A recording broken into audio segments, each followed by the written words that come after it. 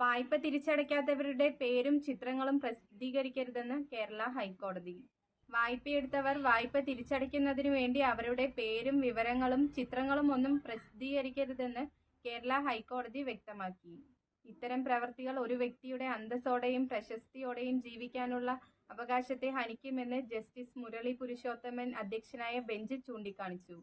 Chempazhanthi agricultural improvement cooperative സൊസൈറ്റിയുടെ മുമ്പിൽ സ്ഥാപിച്ച കടം വാങ്ങിയവരുടെ പേരും ചിത്രങ്ങളും അടങ്ങിയ ഫ്ലെക്സ് നീക്കം ചെയ്യണമെന്ന സഹകരണ അസിസ്റ്റന്റ് രജിസ്ട്രാറുടെ നിർദ്ദേശത്തെ ചോദ്യം ചെയ്താണ് Chempazhanthy agricultural improvement cooperative society ഹർജി നൽകിയത്.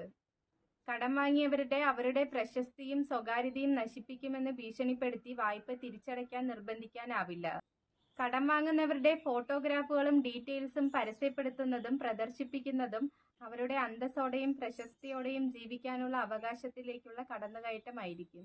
നിയമം അനുശാസിക്കുന്ന നടപടിക്രമങ്ങൾക്കനുസൃതമല്ലാതെ ആളുകളുടെ വ്യക്തിസ്വാതന്ത്ര്യം ഹനിക്കാൻ കഴിയില്ലെന്നും ഇതിലൂടെ ഹൈക്കോടതി വ്യക്തമാക്കിയിട്ടുണ്ട്.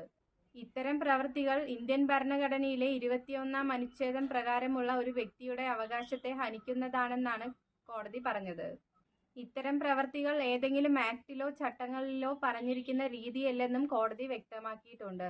അപ്പോൾ ഇത്തരത്തിൽ ഏതെങ്കിലും സ്വകാര്യ ബാങ്കുകളോ സഹകരണ ബാങ്കുകളോ മറ്റേതെങ്കിലും ധനകാര്യ സ്ഥാപനങ്ങളോ ആളുകളോട് ചെയ്യുകയാണെങ്കിൽ അവർക്കെതിരെ നിങ്ങൾക്ക് നിയമ നടപടിയുമായി മുന്നോട്ട് പോകാവുന്നതാണ്.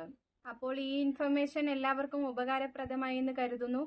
വീഡിയോ ഇഷ്ടമായാൽ ലൈക്ക് ചെയ്യുക. തുടർന്നും ഇതേപോലെയുള്ള അറിയിപ്പുകൾക്കായി ചാനൽ സബ്സ്ക്രൈബ് ചെയ്യുക.